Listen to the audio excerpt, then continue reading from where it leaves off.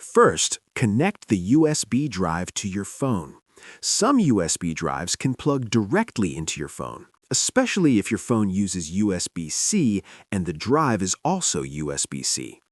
If your USB drive is the regular USB type, you'll need an OTG adapter to connect it.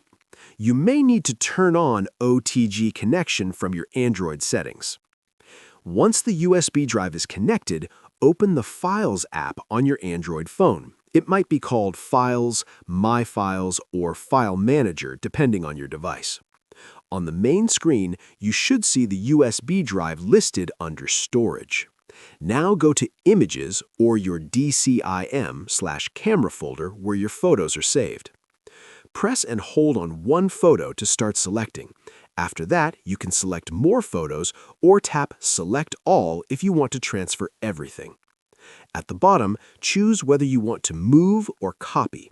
Move removes the photos from your phone and puts them on the USB. Copy keeps the photos on your phone and also saves a copy to the USB. This is safer for backups. After choosing Move or Copy, select your USB drive as the destination.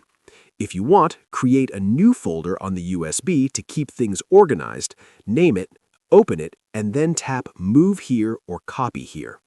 That's it. Your photos are now transferred to your USB drive and saved inside the folder you chose. I hope this helped. Kindly like the video, subscribe, and press the bell for future updates. Thanks for watching.